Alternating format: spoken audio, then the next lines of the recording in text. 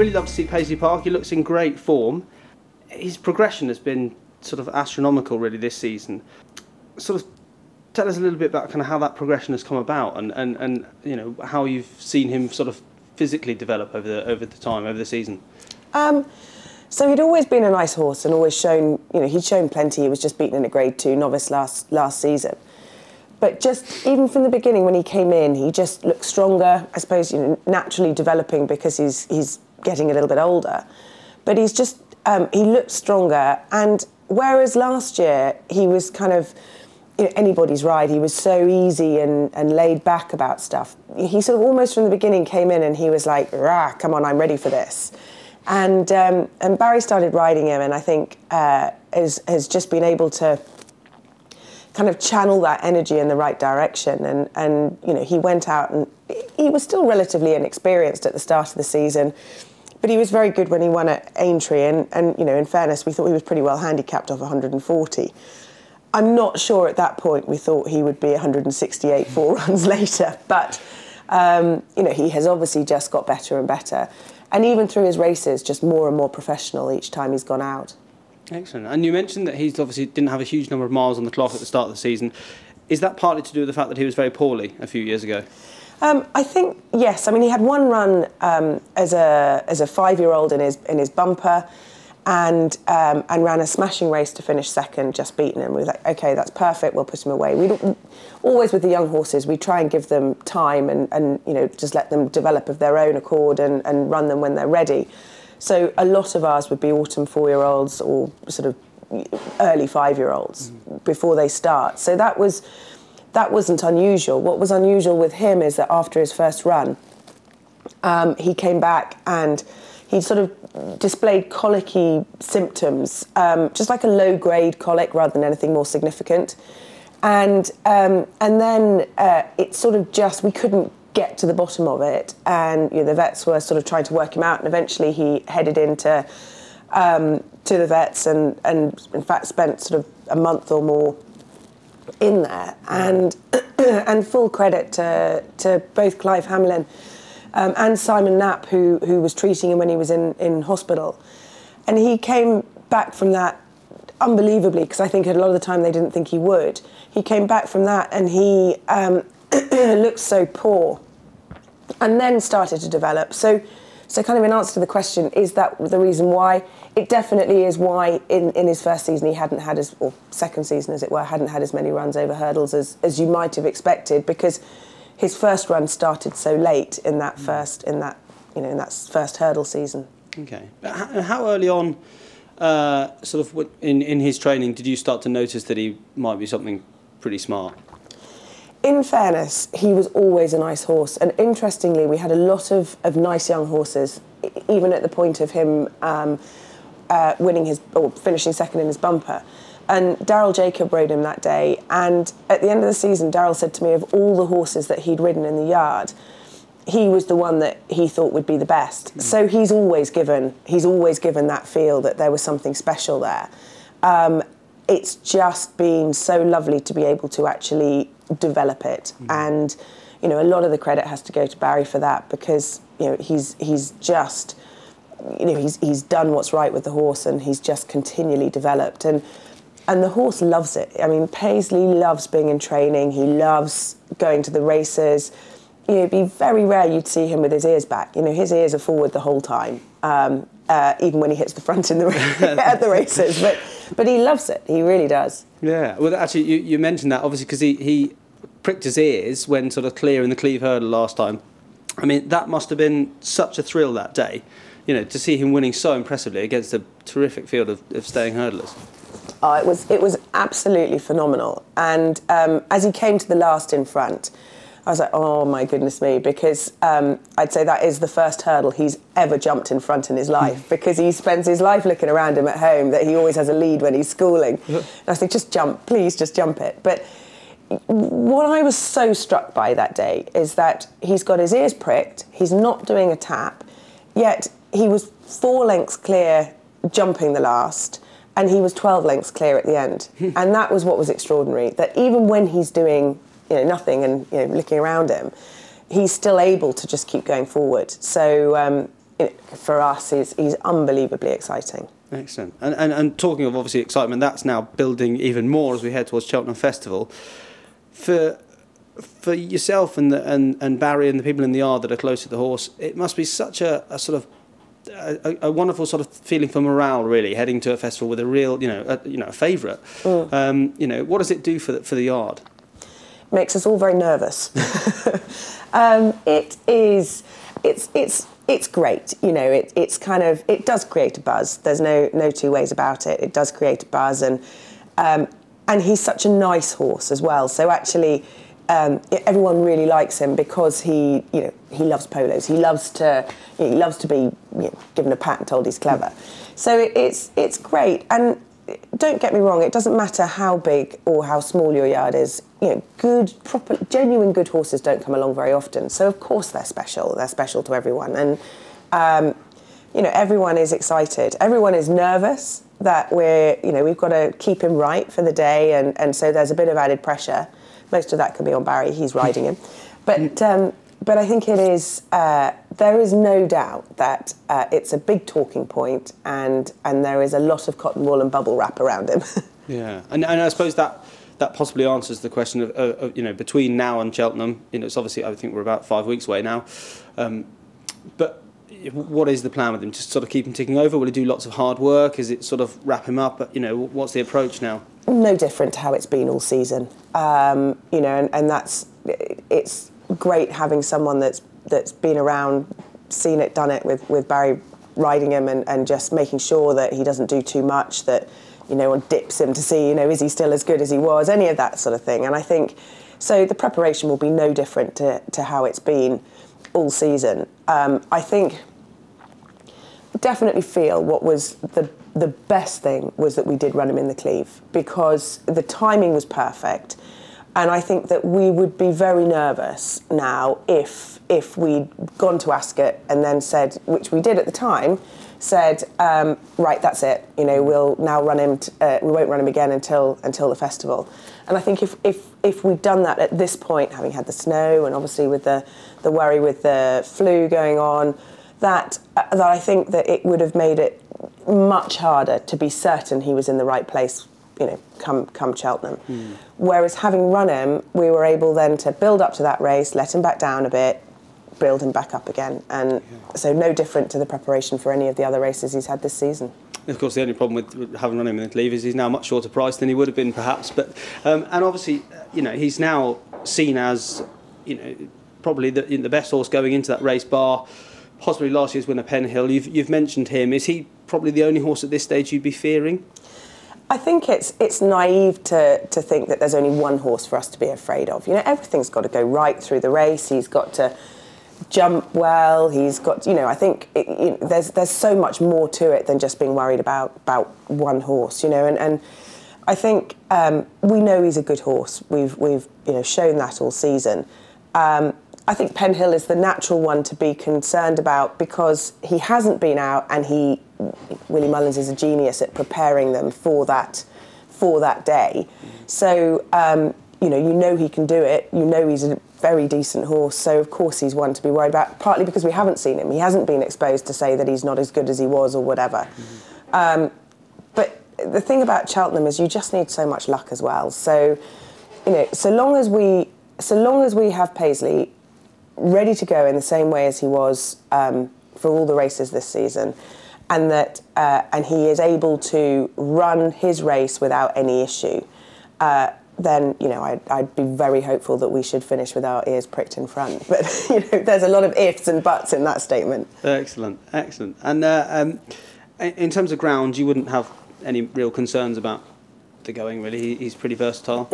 I think that's the other thing that we've been so lucky about with him this season is that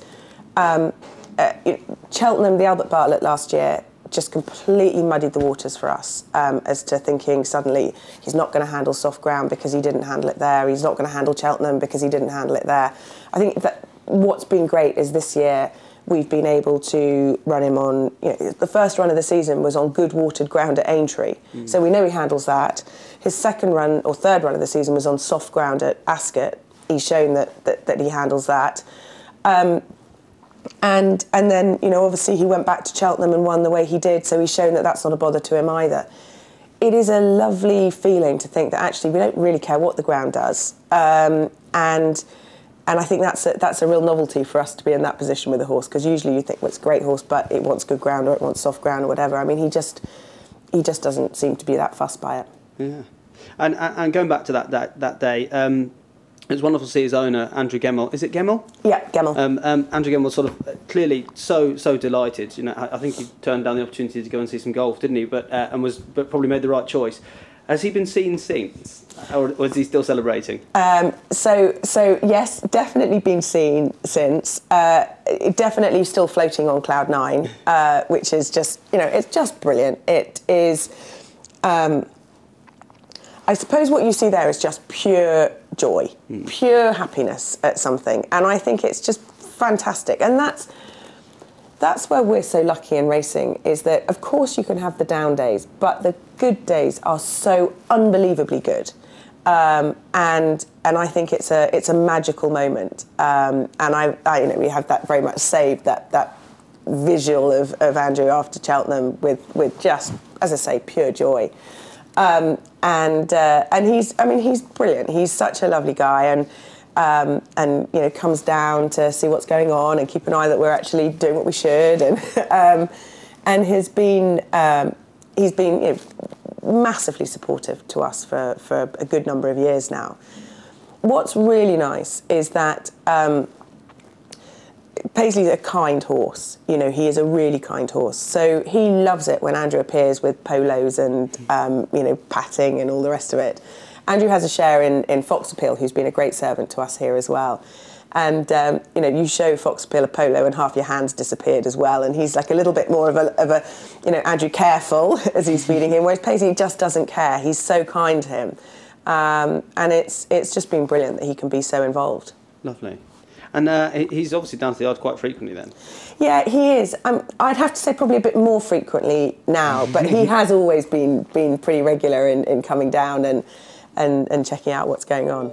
Obviously, Paisley Park's you know, very much a flag bearer for the yard, but you've got some other lovely horses in the yard. Down the highway, you ride him out yourself. He's got entries in Albert Bartlett and Ballymore. Yeah, absolutely. He was very impressive when he won first time out. He was just wrong at Sandown when he pulled up, and he came back. He was a little bit snotty and just was a little bit sore as well, muscularly. So he just was really coming back to himself and ran him over at 2.5 at Chepstow, carrying a penalty. He ran a super race. The plan was, he's got a mark of 133. The plan was to go to Newbury on Saturday to run in the 3-mile handicap hurdle, because my feeling of that is, off a mark of 133, he should be able to win that if he's going to justify his place in running in the Albert Bartlett. Obviously, that's slightly gone astray with what's happened with racing at the moment. He is a genuinely nice horse. He's a strong traveller. He's got a lovely way of going. I think the Albert Bartlett would be a race that he would be very much able to run and competitive in. I just would love to have showcased that and proved that to everybody else before going there, and I think we're going to be in the lap of the gods as to what happens you know, between now and then, as to whether I can get him out again beforehand. He's smart, and I mean, chasing will be his game. He's a big, strong horse, but he you know, he wouldn't be going there for the beer if he went there, as it were. And of course, riding him out yourself, you know, the pressure's on yourself as to how he performs, really, and you can't blame anyone else if he doesn't run well. Absolutely. So when he came out first time at Lingfield, so everybody, I'd arrive in the school and people would take the mickey out of me riding out, and they'd be like, oh, there's the donkey and all this kind of thing.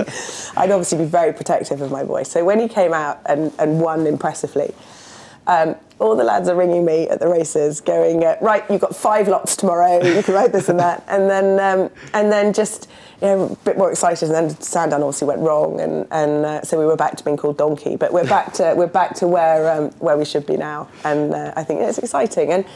And look, there are lots of nice horses here, and it is nice to ride nice horses. Another such nice horse is JAVERT, not seen since Cheltenham in November. in the Bet Victor Gold Cup. But some of the horses that finished ahead of him have, obviously been winning quite nicely now. So you obviously think quite a lot of him still. Yeah, he's a smashing horse. He ran a blinder. Really, if you judge him on the run at Aintree in the old Rome Chase when he was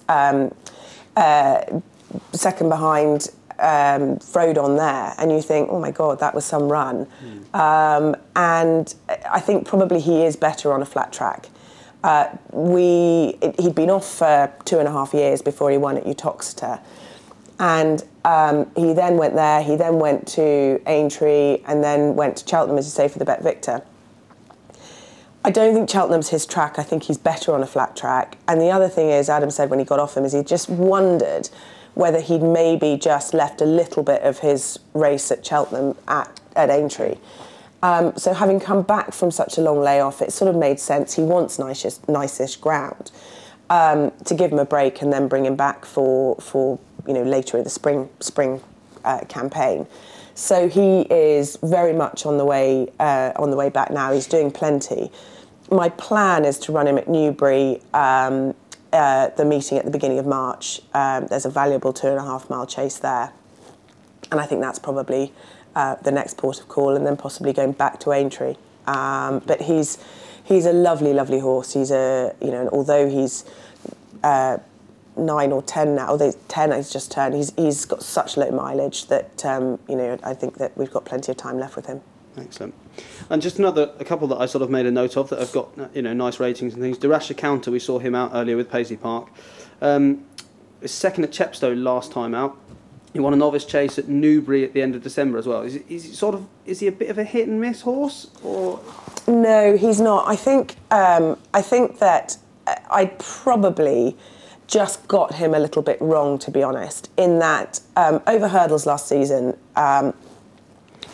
He's a very good workhorse at home. Over hurdles last season, he was he won over 2.6, but he was also second in a really good novice hurdle at Doncaster over 2 miles, and he's run on soft ground and good ground. And I think I probably was trying to make him into a sort of 2.5 miler, and actually I think he's a 3 miler. So this season, his first run was a lovely run at Uttoxeter behind Lil Rockefeller, and really happy with him. Finishes third, good race, and I thought, oh, perfect, and ran him then in a very competitive 2.5 mile race at Hereford, and the jockey of one fell at the first, and he just kind of got interfered with, and then the loose horse fell at the second and nearly brought him to a standstill. And in fairness to the RASHER Counter, he just lost his bottle. He lost his bottle there. And then at Exeter, he was also just really, it took a long time to actually get going and start enjoying it. And I think Adam gave him such a great ride at Newbury. Took him out wide, got him just relaxing and doing it and jumping again. By the end of that, he won and then built on it massively at Chepstow.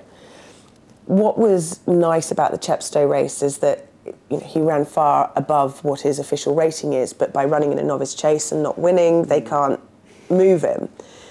And I think his next target will be Uttoxeter on Midlands National Day. There's a valuable novice handicap chase there. He's pretty unconcerned as to what ground he runs on, and off his mark, I think he's, touch wood, pretty well handicapped. Excellent, one to look forward to. And then finally, another I made a note for, 2 from 3 in novice chases, now rated 131, Majestic Mole. Yep. So she's been a star of a main. She won a bumper, she won a hurdle, she now won a couple over fences. She absolutely has to have good ground. And that's the most important thing for her. And if she's on the ground that she wants and likes, she's very decent. She's lightning quick over her fences and has got a high cruising speed. She probably doesn't quicken much off it, but she can travel and jump. And if you do that, especially in the mares novice chases, it gives you the opportunity to be winning. I'd love to get some black type for her. Excuse me. I'd love to get some black type for her. That will be the aim. But she's she's good. She's very underwhelmed with me at the moment because she's out in the field with a couple of big turnout rugs on and it's blowing a hoolie and raining. So she might not be rewarding me when it comes back. Bless her. That's excellent. Thank you very much. So yeah, just any other horses that you're particularly excited about that might be running soon or that we should keep an eye out for? I mean, look, there are a lot of lovely youngsters coming through. A lovely bumper horse called Thunderstruck, who's had one run and was finished second, and is due to run sort of any time now. And actually just a really nice point-to-pointer that's been bought who just shows plenty at home, a horse called Killer Clown. Got a really... a horse that we'd think a lot of, Hawkswell, finished fourth in his first bumper. He'd be another of the youngsters to keep an eye on. And then, you know, just some of the sort of older horses that just, you know, really coming to themselves and I think should go and, you know, properly make their mark. Sweeney's just had a wind operation. I think that will have helped him. And you know, just plenty of nice. Flemcara finished third in the 100 grand hurdle at Sandown. Maybe just lost his bottle a little bit over fences, so he's come back. And Gunfleet, he ran a really good race first time out over fences, just getting beaten. And then a little bit the same. I just think he's maybe just not quite manly enough for fences yet. He's pretty well handicapped on his hurdle form. He's another that we might just drop back to hurdles and be one to look out for. So it's an exciting time here at the moment.